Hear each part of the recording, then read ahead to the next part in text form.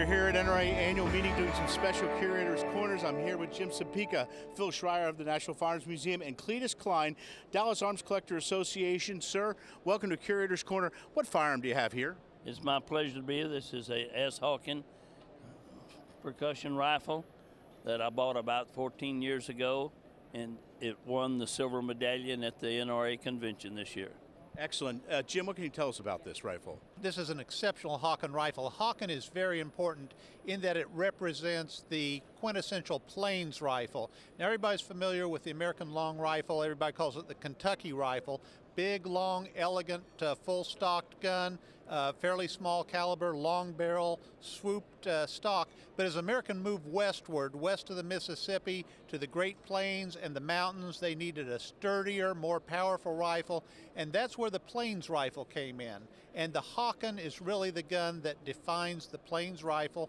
These were made primarily in St. Louis, which was the launching place for the West, so Hawken and other plains rifles were based there.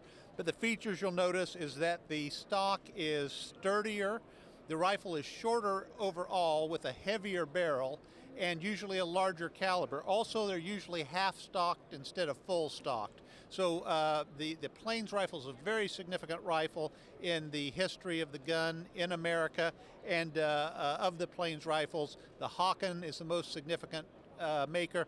And this is one of the most beautiful, best condition Hawkens you'll ever see. They were used hard. Phil, your thoughts about this firearm? Well, John, the NRA has been sponsoring a Gun Collectors Awards program here at the annual meetings since 1960. This is our 53rd year, and out of all the literally hundreds of guns that participate in our affiliate display program, the NRA Gun Collectors Committee selects 10, no more than 10. Many years they didn't even select that many, to receive a coveted silver medal, one of our 10 best silver medals. And this Hawken was one of the recipients of the 10 best medals this year, deservedly so. And Cletus has a tremendous collection, and you are custodian currently of how many silver medal guns? Do you know? 9. We have been lucky enough to acquire 9 over the years. Wow, and we've displayed 7 years. So what got you interested in collecting fine firearms like this? When I was in 1954, the old man I was working for said I had to spend half my salary on old junk guns, and I started buying them back then. That's how he played. He said, old junk guns. And John, Cletus is being very generous with his collection. As you know, we're building a new museum at the Big Bass Pro in Springfield, Missouri, and Cletus has agreed to lend us some of his exceptional St. Louis. Yes, you are. Don't give me that. You're going to do it. No, he's going to lend us some of his exceptional St. Louis guns. He'll forget. We'll tell him later that he's doing it. Yeah, and they'll be on display there for folks to see. So we're looking forward to that. And Cletus, what about this firearm? Tell me a little bit about it.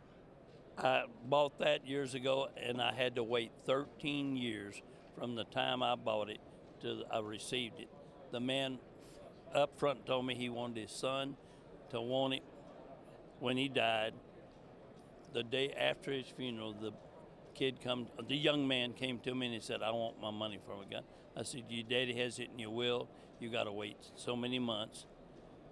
The day the time limit was up, he said, give me the money. I was very honored to get the weapon. His dad had pictures of it from the 30s. He only owned 9 guns, and I was glad to get this one to keep. Wow. It's a heavy duty, and a little girl that a Polish woman has killed 5 elk with this gun. Really? She never knew what it was worth. It bothered that the elk permits were $500 a piece. I think if I'd have told her what the gun would bring, she'd have been upset. All right, so we don't always do that on Curator's Corner, but I'd like to get an idea. What do you think this firearm is worth? Depends on how many people want to buy it at the time it's for sale.